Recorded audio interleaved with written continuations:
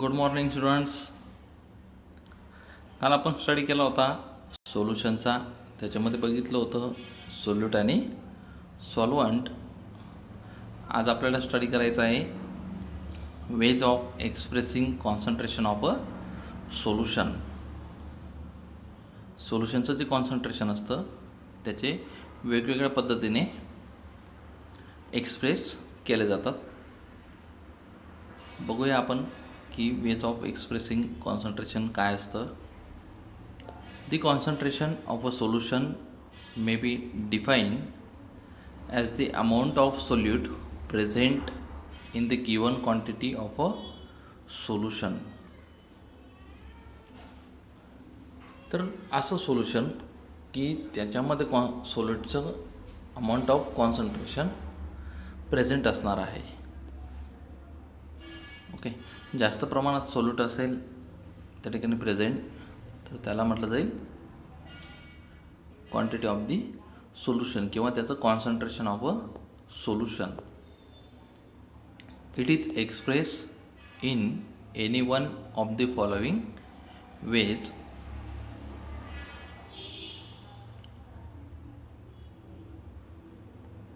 In the following veg.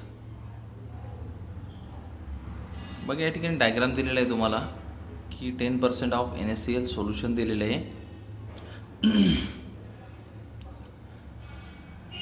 तर 10% NaCl solution आहे, म्हणजेच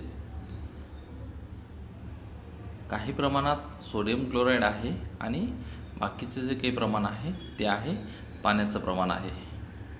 आणि बिकरवरती लिहिलं आहे 100 ml पर्यंत सोल्युशन आहे. बघा मार्किंग त्या ठिकाणी केलेले आहे. 100 ml पर्यंत सोल्युशन आहे. त्याच्यासाठी फॉर्म्युला आहे percentage by weight. It is the weight of a solute in grams per 100 grams weight of the solution. Okay, weight of a solute in gram किंवा per 100 gram. For example 10% solution of NaCl means that 10 gram of NaCl is present in 90 gram of water. Okay, 90 gram of water या ठिकाणी आहे. म्हणजे 10% जर 100 ml पैकी 10% जर आपल्याला NaCl असेल तर 90 काय असेल, वॉटर असणार आहे.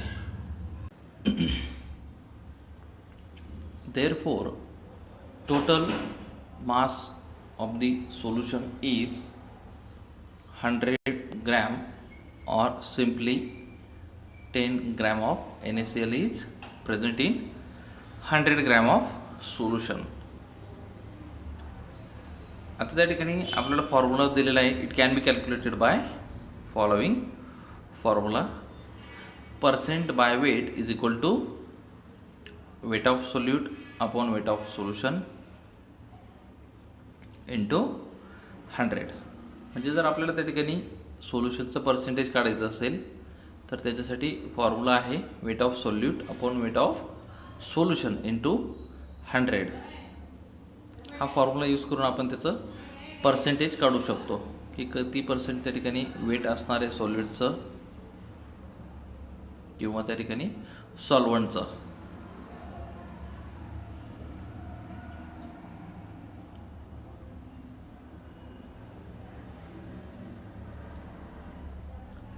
नेक्स्ट टॉपिक आहे molarity. Molarity of a solution is defined as number of moles of the solute present in 1 liter, that is dm³ of the solution, and it is also represented by capital M. Okay, molarity he capital M ने denote केली जाते. Molarity of a solution is define as the number of moles of the solute present in 1 liter. एका लिटरमध्ये जे काही number of moles of solute present असतील आणि ते जे कॅल्क्युलेट होईल त्याला म्हटलं जातं मोलॅरिटी, त्या सोल्युशनची मोलॅरिटी. दस a solution which contains 1 gram mole of the solute dissolved per liter of the solution is regarded as 1 molar solution. Okay, 1 gram मोल त्या ठिकाणी सोल्यूट आपल्याला डिझॉल्व करायचं आहे पर लिटरमध्ये. फॉर एक्झाम्पल दिलेलं आहे 1 मोलर सोडियम कार्बोनेट आहे, त्याचं मोलर मास आहे 106. Solution has 106 gram of solute present per litre of the solution. त्यानंतर मोलॅरिटी कॅल्क्युलेट करण्याचं एक फॉर्म्युला आहे. The formula is molarity is equal to moles of solute upon volume of solution in litre.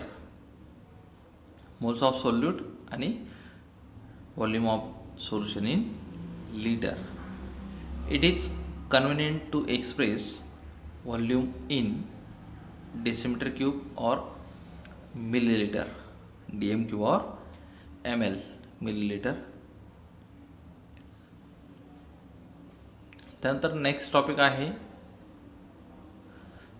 त्याच्यामध्ये next त्याचा formula आहे molarity is equal to moles of solute upon volume of solution, मग ते M एलमध्ये असेल किंवा D M क्यूबमध्ये असेल, into 1000.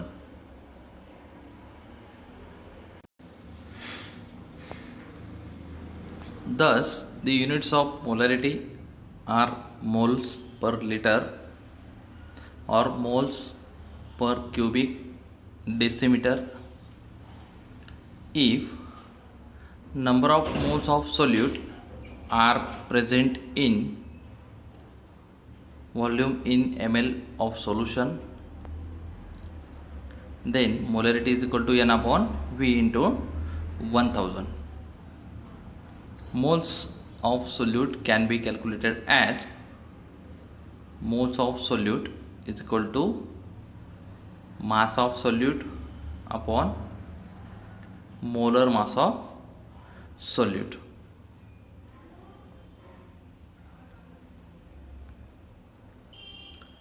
त्यानंतर नेक्स्ट टॉपिक आहे मोलॅलिटी. आता मोलॅरिटी बघितलं आपण, या ठिकाणी molality. It is the number of moles of the solute dissolved per 1000 gram or 1 kg of the solvent. Okay, number of moles of the solute dissolve करायचे आपल्याला 1000 gram किंवा 1 kg मध्ये. It is denoted by small m. It is denoted by small m. Molality is equal to moles of solute upon mass of solvent in kilogram. Molality is equal to moles of solute upon mass of solvent in gram into 1000. Thus, the unit of molarity is moles per kilogram, that is mole kg raised to minus 1. When 1 mole of solute is dissolved in 100 gram of solvent, 1000 gram of solvent, then m is equal to 1.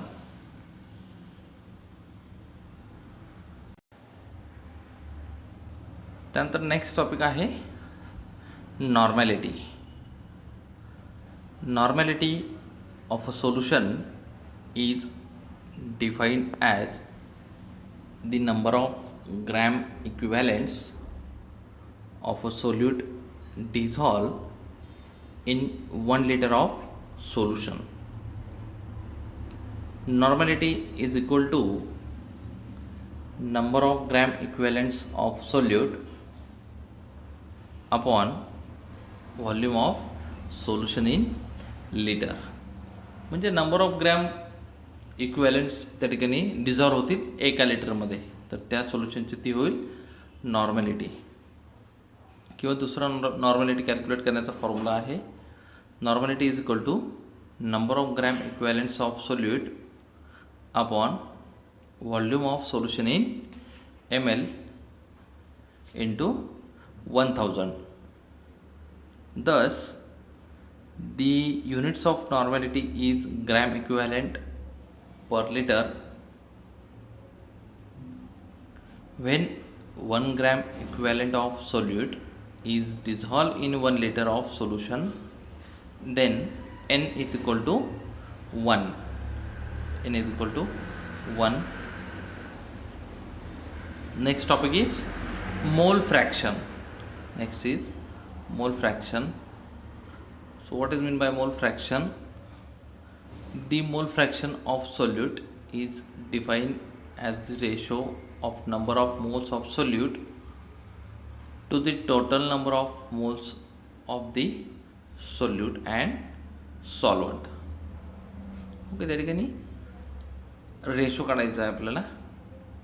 Ratio जो असेल number of moles of सोल्यूटचा आणि total number of moles of solute यांचा ratio, त्याला म्हटलं जातं मोल fraction. मोल fraction of solute म्हणजे मोल फ्रॅक्शन कॅल्क्युलेट करण्याचा फॉर्म्युला आहे मोल fraction of solute is equal to moles of solute upon moles of solute plus moles of solvent.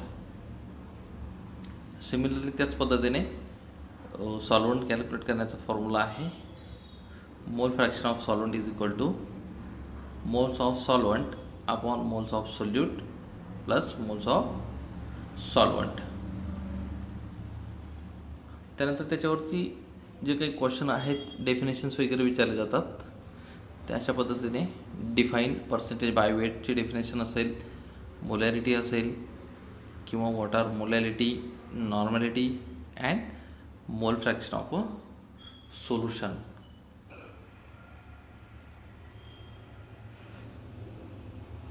बाकीचा नेक्स्ट टॉपिक जो असेल आपण नेक्स्ट लेक्चरला कव्हर करू.